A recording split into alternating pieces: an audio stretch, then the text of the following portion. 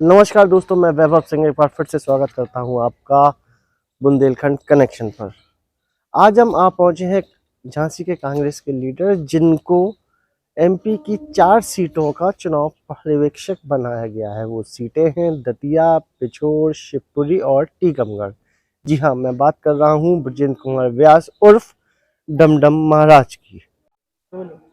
जैसा कि आप जानते हैं, एमपी में सभी पार्टियां अपना पूरा जोर लगा रही हैं क्योंकि अब बस सिर्फ कुछ चंद दिन ही बाकी रह गए हैं।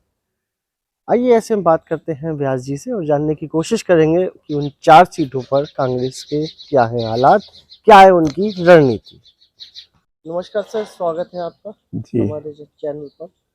सर, बात करते हैं एमपी इलेक्शन की। आप ये चुनाव पर्यवेक्षक हैं। बात करते हैं दतिया सीट की सर। जी, जी। 2008, 18, 2008, 13, 18 में राजेंद्र भारती जी लगातार हार रहे हैं।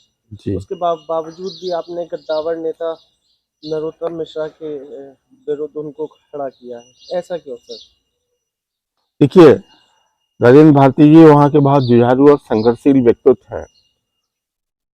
वो पार्टी के लिए समर्पित हैं और पार्टी ने लगातार उनको टिकट दिया है।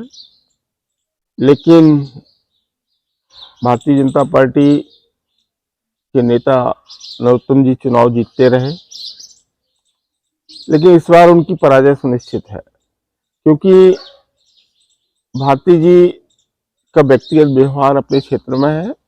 साथ में इस समय पार्टी की कांग्रेस पार्टी की लहर है मध्य प्रदेश में। सर, लहर तो नहीं कह सकते,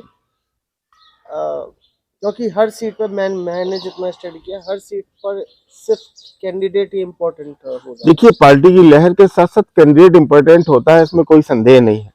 लेकिन क्या है, नरोत्तम जी के साथ दो चीजें बहुत खराब है। नरोत्तम जी एक गृह मंत्री के पद पर रहे और उन्होंने इतने छोटे छोटे लेवल पर इंटरफियरेंस किया है। वहाँ ग्राम प्रधान का चुनाव हो, पंचायत का चुनाव हो, उस पर उन्होंने इंटरफियरेंस किया हुआ है। वार्ड का चुनाव हो, गुंडागिरी की है। लोगों को उन्होंने कहा कि हम वार्ड का चुनाव लड़ना चाहते हैं, उन्होंने कहा नहीं, आप चुनाव नहीं लड़ सकते हैं। और अगर आप उनके खिलाफ बात करते हैं तो उन्होंने उस पर मुकदमा लिखवा दिया। आप सोचिए किस तरह से लोगों की लोग दुखी है। केवल नरोत्तम जी ने जो राइवलरी ली है लोगों से, केवल आप ये नहीं कर सकते हैं, आप ये नहीं कर सकते हैं, आप ये नहीं कर सकते हैं, तो लोग, गृह मंत्री है, पुलिस प्रशासन पूरा उनके पास है, सरकारी ताकत उनके साथ है, लेकिन जनता बोल नहीं पाई है। लेकिन वो इस बार चुनाव में भारती जी के साथ खड़े होकर मतदान करेगी। नरोत्तम जी बुरी तरह से चुनाव हारेंगे। बात करते हैं टीकमगढ़ विधानसभा की, जहां यादवंश सिंह पूर्व मंत्री को कांग्रेस ने फिर से मैदान में उतारा। जी। तो लगातार चुनाव हारे हैं, सिर्फ एक ही चुनाव जीते हैं, 2008 में उमा भारती को हराया था। जी। इस बार फिर से उन्हें टिकट दिया गया, क्या उम्मीद रहेगी उनसे? वो बिल्कुल चुनाव जीत रहे हैं यादवंश सिंह जी। वहां भी यही स्थिति है। वहां जो विधायक है भारतीय जनता पार्टी का मिस्टर गिरी, वो भी बहुत अकूत संपत्ति उन्होंने अर्जित की है। ठीक है, उन्होंने भी वही काम किए हैं जो नरोत्तम जी ने कमोबेश वही काम किए। नरोत्तम जी ऐसे ही पद चिन्हों पे वो चले। जनता, एक तो माननीय कमलनाथ जी ने जो अपने 15 महीने के शासनकाल में जो कार्य किए हैं, उससे जनता बहुत प्रभावित है। किसानों की कर्ज माफ हो, ठीक है, जनता चाहती है कि अब बदलाव हो। 18 साल से 15 साल 18 साल हो गए लगभग, ये चाहती है कि अब बदलाव हो। एक ही चेहरा, एक ही सिस्टम को नहीं स्वीकार करना चाहती। इसके अलावा बहुत मामले हैं। करप्शन इतना बुरा हावी है। आप समझिए, अगर एक गरीब आदमी है, उसको पटवारी से कोई काम कराना तो 2000 रुपये से है। आप देखिए गांव में बिजली के बिल क्या आ रहे हैं, 4-4 हजार रुपये के बिल आते हैं। उनकी इनकम नहीं है 500 रुपये पूरे महीने की, और 4000 रुपये बिजली का, फिर 3000 रुपये बिजली का बिल कहाँ से भर सकते हैं। ये समस्याएं बहुत गंभीर है, जिस कारण से हमारे यादवंश सिंह जी चुनाव बहुत अच्छी तरह से जीतेंगे। अच्छा सर, पिछोर और शिवपुरी ये 2 सीटें और हैं यस। जिसकी जिम्मेदारी आपके जी, पास है। जी, और यहाँ दोनों पर ही आपकी रणनीति कांग्रेस की बड़ी अजीब सी दिख रही है। जी। पिछोर में जहाँ पकड़ थी केपी सिंह की, वहां से आपने उनको उठा के शिवपुरी में पहुंचा दिया, और वहां पर आपने जो पिछोर का चुनाव लोधी वर्सेस लोधी कर दिया। देखिए, कक्काजू एक बड़े नेता हैं और प्रभावशाली नेता है। लगातार 5-6 बार चुनाव वो जीते हैं। जनता की जगह, जनता की निगाह में वो, जनता उन्हें बेहद प्यार करती है, उनके साथ खड़ी होती है। तो क्या है, हमारी शिवपुरी सीट पर लगातार हम लोग हार रहे थे, इसलिए वो सिंधिया जी की सीट थी और सिंधिया जी बहुत ताकतवर होती थी। हम लोग किसी को खड़ा करते थे तो वो बौना साबित होता था वहाँ। तो इस बार कक्काजू को इसलिए उनके खिलाफ लाए हैं कि वो प्रतिद्वंदिता अच्छी हो, क्योंकि वो प्रभावशाली नेता हैं, जिले के नेता नहीं है, पूरे प्रदेश के नेता है, इसलिए उनके सामने लाए गए थे। लेकिन अब तो अल्टीमेटली वही सीट छोड़ के भाग गई हैं। अब मिस्टर जैन को, देवेंद्र जैन को चुनाव लड़ा रहे हैं। तो मैं समझता हूँ देवेंद्र जैन केवल एक चीज में एक्सपर्ट है कि वो शराब, पैसा बुरी तरह से बांट रहा है।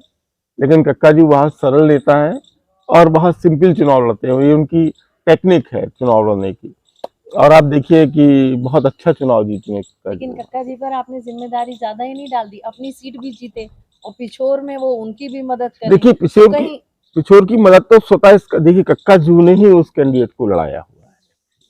कक्काजू कहने से ही वो टिकट फाइनल हुआ है।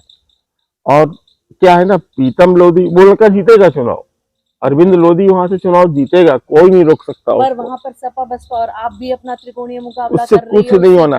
देखिए बहुत क्लियर फंडा है कि जो वहां एंटी राजपूत वोट गिरता है, प्रीतम सिंह लोधी का इतनी गुंडई है वहां, इतना दबदबा है कि आम आदमी डाइवर्ट हुए कक्काजू के साथ खड़ा हो जाता है। हर वर्ग और सभी वर्ग उनके साथ खड़े हो जाते हैं, कक्काजू के साथ होते थे।